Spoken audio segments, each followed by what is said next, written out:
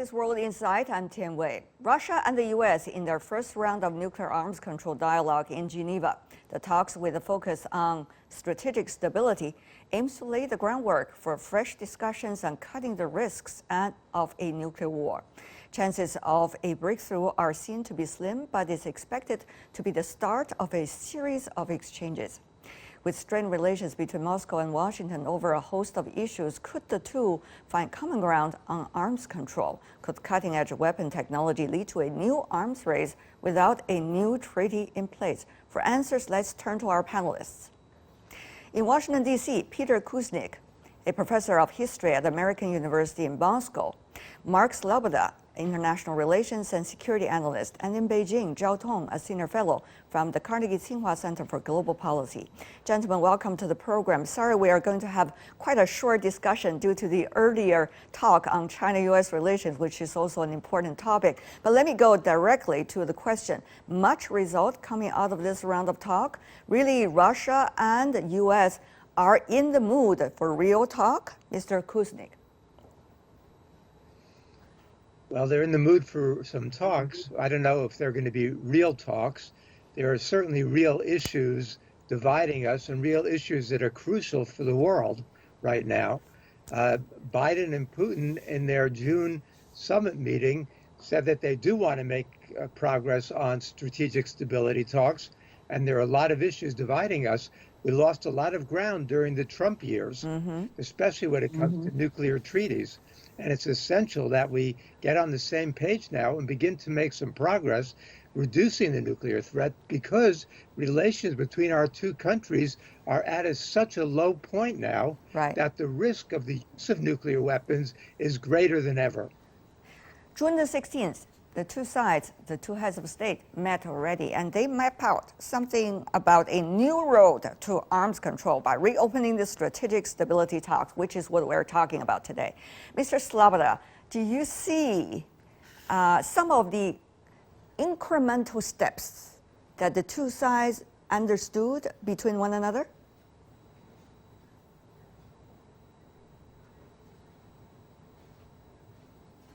Yeah, the incremental steps so far is that they are actually talking to each other instead of at each other through the media, social media, with sanctions, proxy warfare.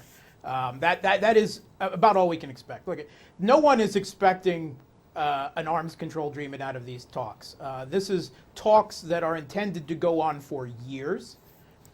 This is a first meeting about setting the definitions of the talks, about what they will be talking about in the future of the talks. In a lot of ways, this isn't actually expected to make any progress, because the two core issues, the two core blocks remain. The U.S. will not address the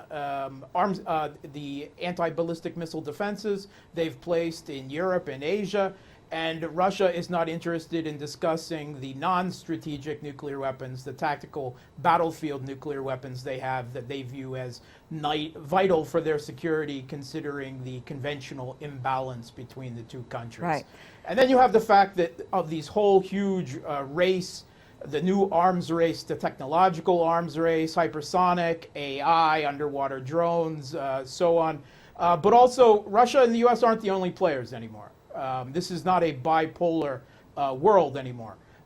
China, the EU, India, even second-tier countries are all in the game.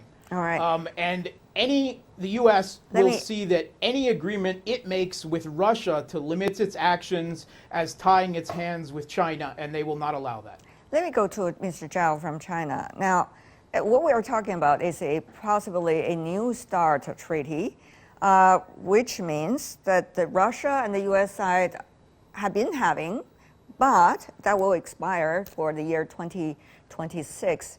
So there are several years before that happens, but negotiation urgently needed given the difficulties of these negotiations. So Mr. Zhao, how is China looking at this process? How do you see, from a third party's perspective, that can be successful or not? And then I'll later let you respond also about the China issue. Mr. Zhao, first about U.S. and Russia.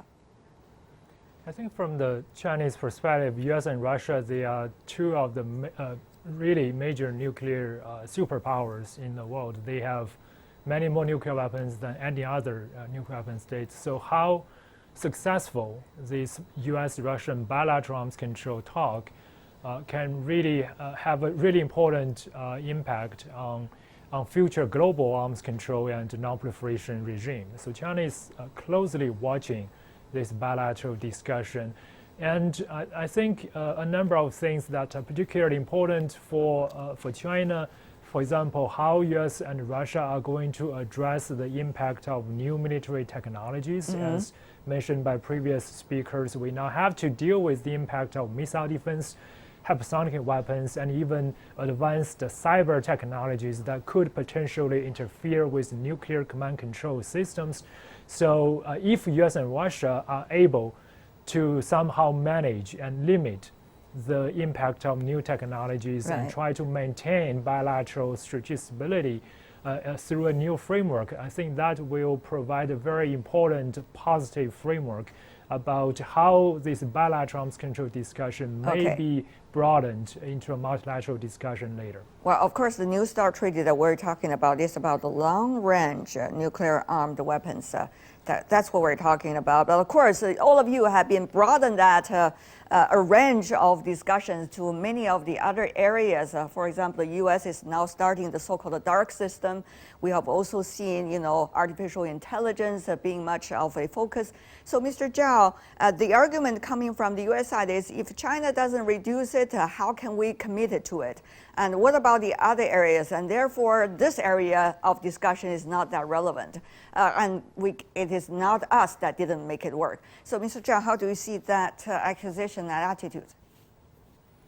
Well, I think the mainstream view in the international community is those strategic nuclear weapon systems still pose the greatest threat to international peace and stability. So it is priority to try to manage and regulate those most dangerous types of weapons first.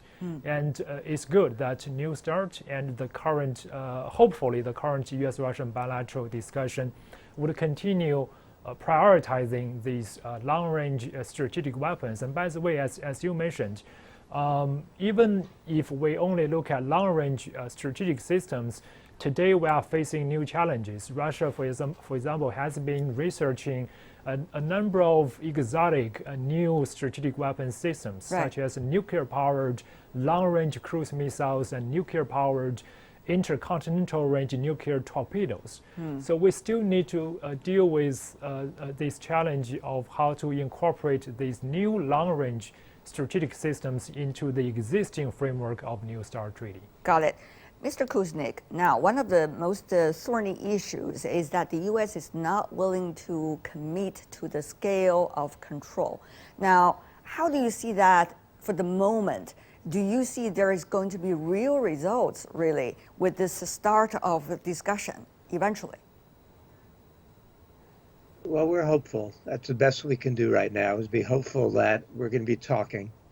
We're always much better off when we're talking. When you say we are hopeful, are you saying you are hopeful, or you are saying Washington is hopeful? These are two different things. Well, Biden has actually been more reasonable when it comes to nuclear weapons than Trump certainly was before. Obama was a great disappointment. He won the Nobel Peace Prize because of his opposition to nuclear weapons, but then he never really acted on it. And so the situation deteriorated. Right now, we're at a low point in relation between U.S. and Russia and U.S. and China. So we can only go up unless we're going to get into a military confrontation. We've got to also deal with the situation in Ukraine and Crimea. We've got to also deal with the conflict over Taiwan. These are very, very dangerous situations that could get out of control. So with the fact that we're talking, and we also have got to deal together with climate change.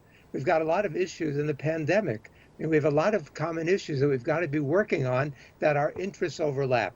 Right now, there are two people with veto power over the future existence of life on this planet, Joseph Biden and Vladimir Putin. Right. And there is a lot of concern in the United States that the Chinese are also building up their nuclear arsenal, that they want parity with the U.S. and Russia. Hopefully, that's not the case. China has not disavowed its no first use policy. It's important that the U.S. and Russia also adopt a no first use policy.